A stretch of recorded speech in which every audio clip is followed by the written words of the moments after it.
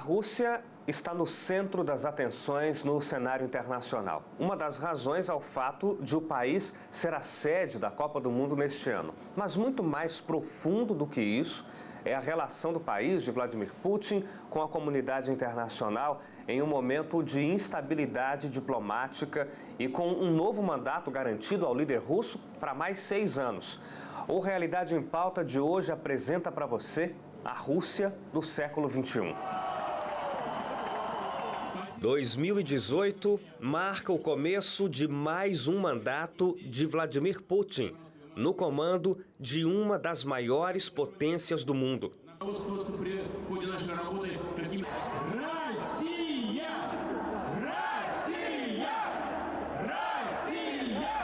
Na área militar, a Rússia é a segunda nação mais poderosa do planeta.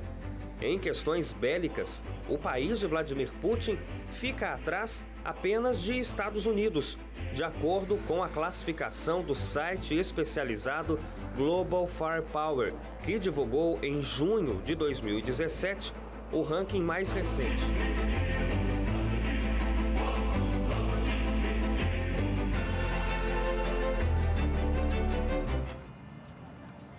A Federação Russa é considerada a sucessora da União das Repúblicas Socialistas Soviéticas. Essa condição foi reconhecida em dezembro de 1991, após o colapso das repúblicas comunistas.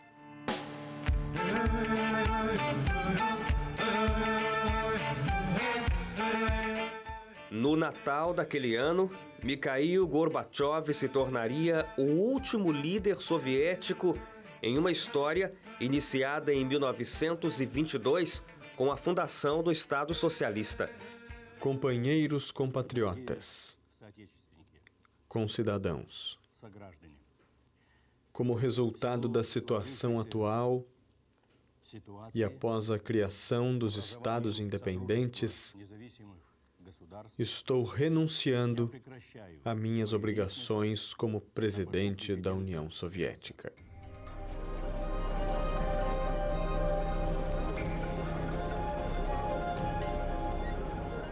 E a decisão de Gorbachev em 1991 repercute na Rússia até hoje. Quase 3 décadas depois da retirada da bandeira soviética do Kremlin, a Rússia ainda se divide entre admiração e repúdio ao homem que desfez a União Soviética.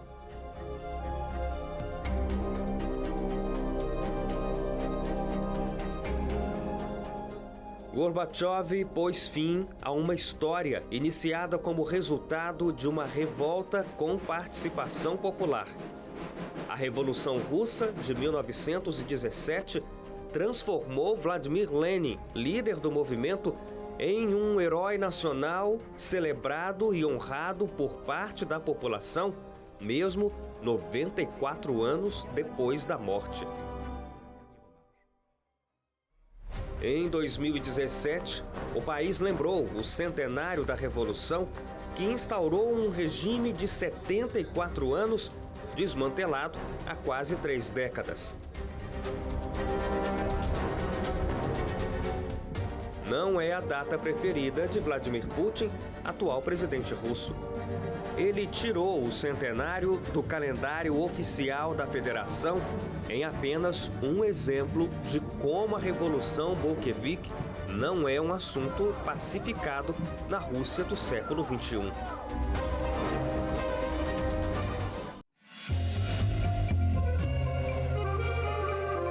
No centro de Moscou, capital do antigo Império Soviético e que permanece como sede do governo russo, a Praça Vermelha protege a história do socialismo que influenciou diversos líderes ao redor do mundo. E é também o último endereço do homem apontado como o responsável pela transformação do país. O governo gasta cerca de $200 mil por ano para conservar o corpo do fundador da União Soviética como se ainda estivesse vivo. No coração de Moscou, Lenin ainda vive. na nostalgia dos mais velhos. Esta mulher diz que é muito grata ao que a União Soviética fez graças à Revolução. Ela menciona a educação gratuita oferecida à população e relembra também acampamentos de verão e resorts que ela e a mãe podiam utilizar nos anos do regime. Este russo também tem boas lembranças do período soviético. Diz que as pessoas podiam depender do Estado e que a população tinha perspectivas e garantias. Entre os mais jovens, no entanto, a compreensão é diferente. Um outro exemplo da dualidade que ficou como resquício do legado soviético. Mesmo respeitando a memória do ex-líder, as novas gerações não cultuam a imagem de Lenin. Lenin já é história, diz esta mulher. Acho que devemos remover o mausoléu. A Praça Vermelha tem outros propósitos e vivemos em um tempo diferente agora, diz esta outra. Mesmo assim, um levantamento conduzido pelo Centro Levada, o instituto de pesquisas mais respeitado do país, mostra que quase 70% dos russos são a favor de manter monumentos a Lenin. Outros 20% querem que os símbolos sejam removidos. Enquanto isso, ruas, edifícios e estátuas em todo o país ainda levam o nome do estadista. A revolução hoje é a expressão mais exata de um paradoxo nacional. O Centro Levada divulgou uma pesquisa no ano do centenário, mostrando como o episódio causa divisão ideológica. 48% dos entrevistados têm impressão positiva sobre o evento. 31% enxergam aspectos negativos. O positivo teria sido o fim da era dos czares, mas a instauração do regime comunista é o lado negativo, e as duas coisas são indissociáveis. É uma história paradoxalmente confusa para qualquer nação.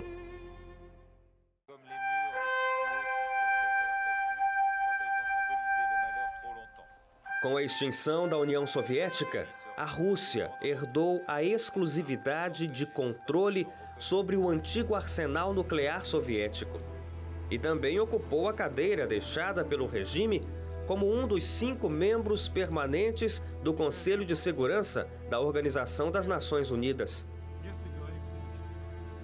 Tudo isso explica por que a nação é extremamente atuante nos assuntos de guerra e de paz nas relações internacionais. O mundo passou a enxergar o país transcontinental como uma superpotência, herdeira legítima da era soviética. A Rússia é o maior país do mundo em extensão territorial. São 17 milhões e 100 mil quilômetros quadrados, mais que o dobro do tamanho do Brasil. O país é maior do que a própria Europa, onde está localizado.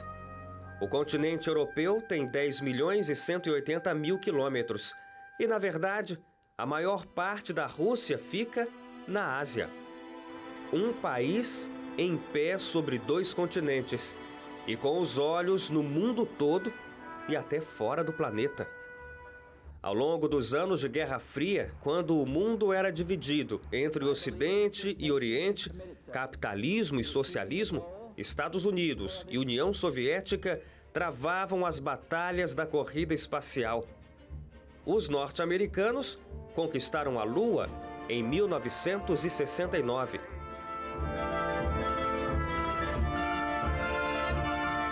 Mas 8 anos antes, foi um russo que conquistou o espaço. Yuri Gagarin foi o primeiro homem a viajar para fora do planeta e se tornou o símbolo da vitória soviética sobre os americanos. Mas também foi da Rússia que partiram para o espaço o primeiro satélite, a primeira estação orbital e o primeiro ser vivo, a cadela Laika. É verdade que o fato de os astronautas americanos terem pisado na Lua colocou uma espécie de fim involuntário à discussão sobre quem venceu. Yuri Gagarin, revelou ao mundo que a Terra é azul. Foi a frase do cosmonauta ao olhar pela janela da cápsula espacial em 1961, já na órbita da Terra. Na Lua, Neil Armstrong cunhou: um pequeno passo para um homem, um salto para a humanidade. Até as frases de impacto que entraram para a história parecem ter sido planejadas em meio à intensa disputa travada na época pela conquista das tecnologias e do mundo. 26 anos depois do colapso da União Soviética e apesar da clara discrepância de poderio, a Rússia ainda divide protagonismo no cenário das relações internacionais e é também centro de polêmicas e alvo de sérias desconfianças entre as lideranças ocidentais. A condução do país por Vladimir Putin é acompanhada por olhos atentos, principalmente porque Putin, o segundo presidente eleito por voto no país, acaba de ser reeleito para um quarto mandato, o que vai significar 25 anos no poder, apenas 4 a menos em relação a Joseph Stalin, que conduziu a União Soviética por 29 anos desde a morte de Lenin em 1924.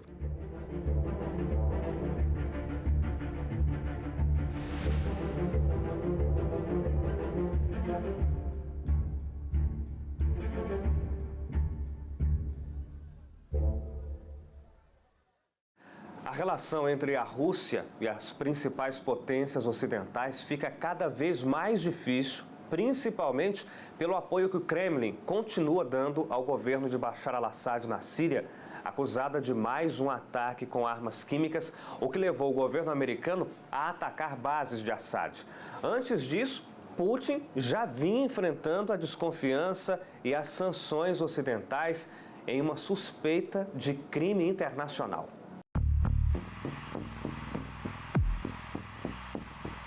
Российская компания, и хочу вас проинформировать, хотя мы...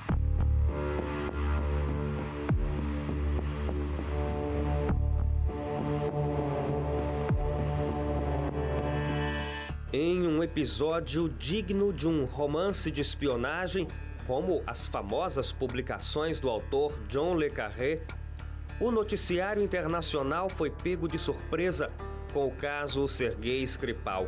A história real é como uma transliteração de textos imaginários que permeiam o universo apresentado por novelistas que se baseavam na Guerra Fria para criar personagens e enredos intrincados de espionagem.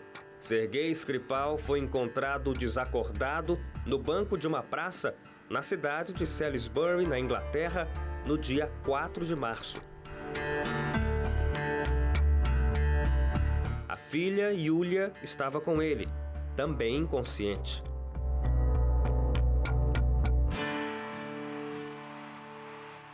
Os dois foram levados ao hospital em estado crítico e logo de início não houve dúvida alguma para as autoridades britânicas.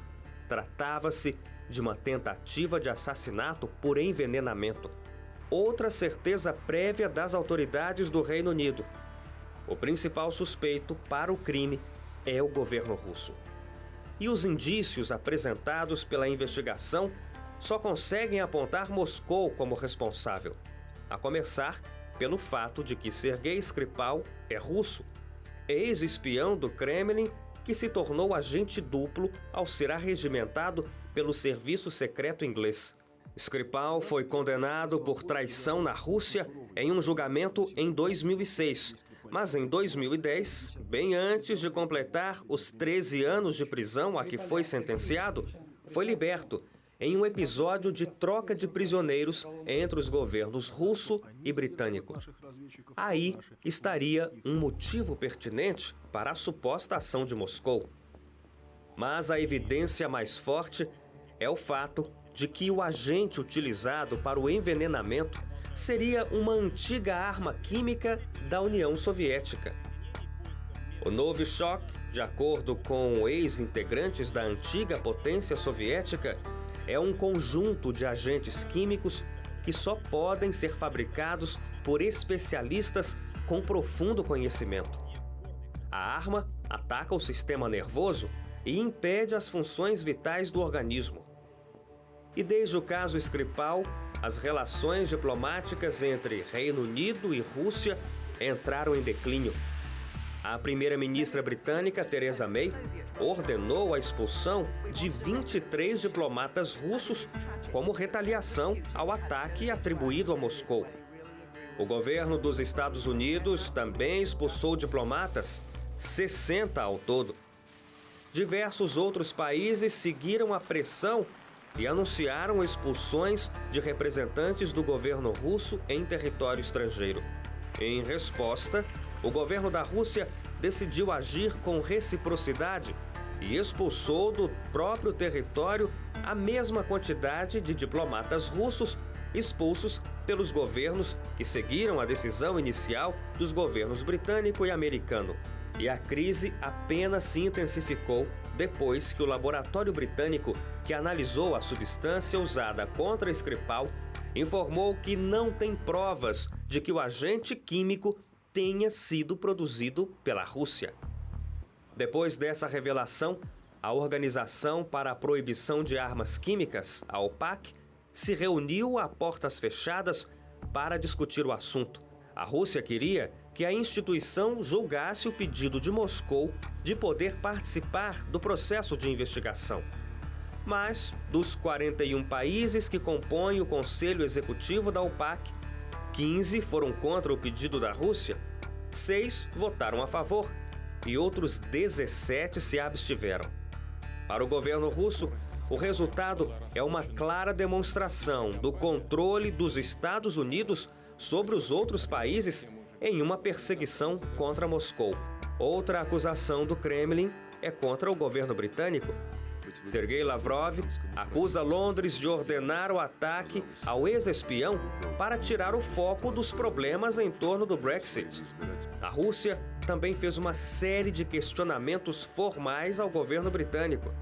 Na lista, as perguntas consideradas de maior impacto: como o governo britânico conseguiu identificar o agente neurotóxico tão rapidamente e como foi tão ágil em conseguir um antídoto a tempo de evitar a morte dos infectados. Ocorre que o Novichok é uma arma altamente letal.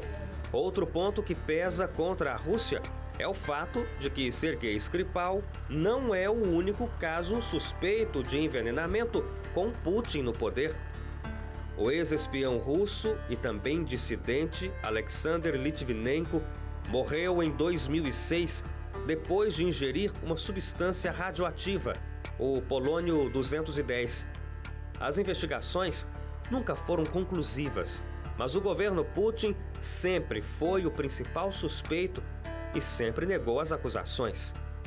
Mas em 2016, o Reino Unido encerrou o julgamento sobre a morte do ex-espião e o juiz Robert Owen concluiu que Putin provavelmente teria aprovado o assassinato.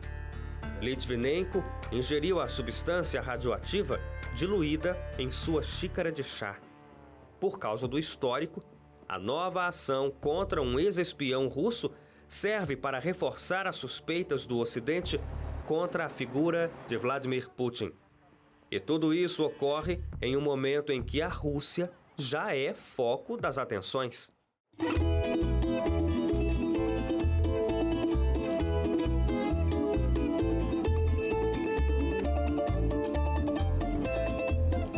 Em 2018, a Rússia é a casa da Copa do Mundo FIFA de futebol.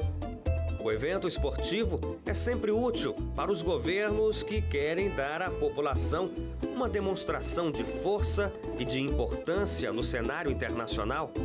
Com uma popularidade de cerca de 80%, de acordo com pesquisas locais citadas pela agência Reuters de notícias, Putin tem se firmado como o nome mais importante na história recente do país. Desde a renúncia de Boris Yeltsin em 1999, é Putin quem governa a Rússia. Yeltsin foi o primeiro presidente eleito no país logo após a ruína da União Soviética. Putin foi eleito efetivamente para assumir como presidente no ano 2000 e reeleito ficou no poder até 2008. Deixou a presidência em observação à lei que limita a reeleição consecutiva, mas foi primeiro-ministro do presidente Dmitry Medvedev e voltou à presidência em 2012 para um mandato de 6 anos, que foi reiniciado com mais uma reeleição. A popularidade de Putin, inclusive entre os jovens, talvez seja explicada pela postura nacionalista do líder, que conseguiu dar à Rússia o sentimento de retomar uma atuação de importância global. Quando o Putin chegou ao poder, a estabilidade veio junto com ele. As pessoas passaram a respeitar o nosso país. Esse outro jovem diz que Putin é o homem que mudou a Rússia. Eu apoio Putin e demonstro isso através do meu voto. Como presidente, Putin já atuou com intervenções em ex-repúblicas soviéticas e o caso mais emblemático certamente é o que envolve a Ucrânia. Foi o presidente russo que forçou, por meio de influência e até de ameaças diplomáticas e econômicas, o então presidente da Ucrânia, Viktor Yanukovych, a não assinar um acordo de associação com a União Europeia. A população ucraniana majoritariamente queria o acordo, que já tinha data para ser assinado. A recusa de Yanukovych a atender à vontade popular ocasionou uma onda de protestos pela renúncia do líder.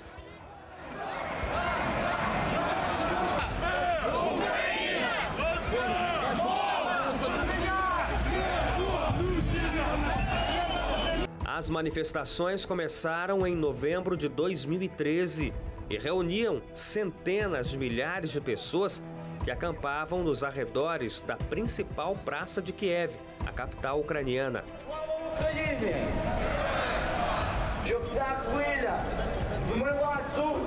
Os protestos rapidamente se tornaram violentos e causaram a renúncia e a fuga de Yanukovych em fevereiro de 2014.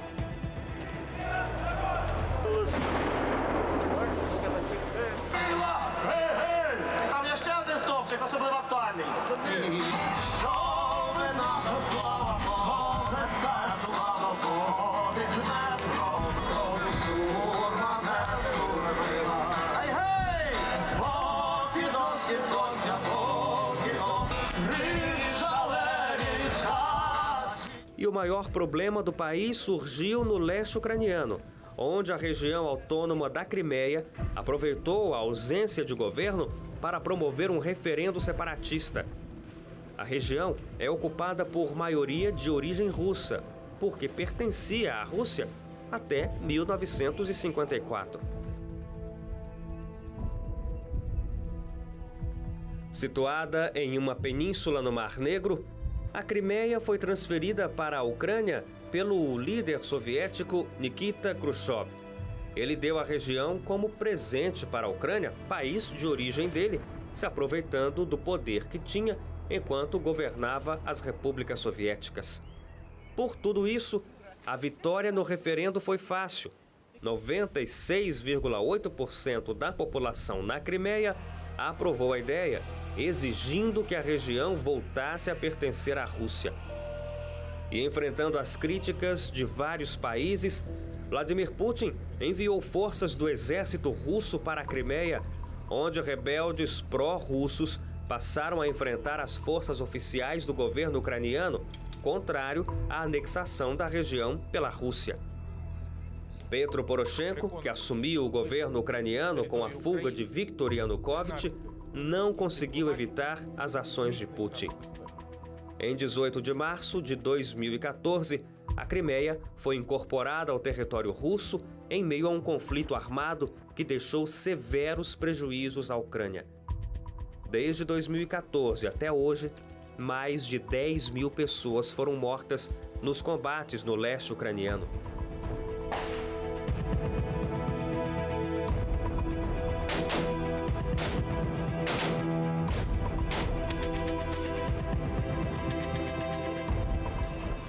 Coincidentemente, a eleição que garantiu o 4º mandato de Putin em 2018 ocorreu no dia 18 de março, aniversário da anexação da Crimeia, onde os cidadãos também foram às urnas para a eleição presidencial.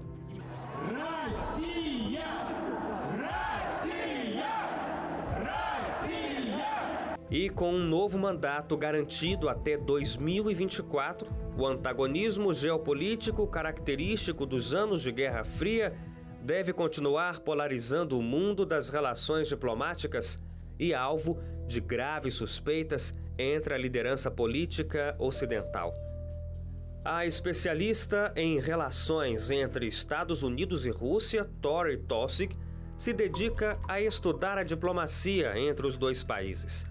Expert do Instituto Brookings de Políticas Públicas, com sede em Washington, nos Estados Unidos, Tori resume o que a nova fase das relações exteriores entre Washington e Moscou pode mostrar ao mundo. Ela diz que os Estados Unidos e a Rússia não estão entrando em uma nova Guerra Fria, mas que esta é uma situação volátil que, de certa forma, apresenta mais perigo e imprevisibilidade do que houve na própria Guerra Fria.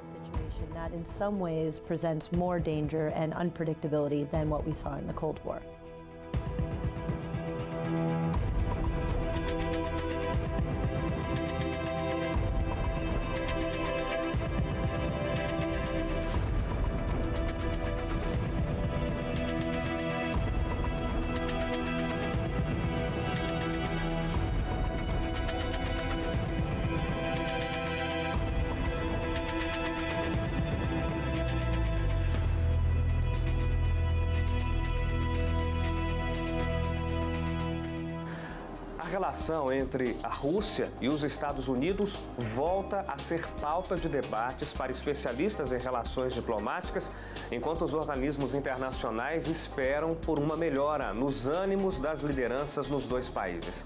O Realidade em Pauta de hoje fica por aqui. A gente volta amanhã. Até lá.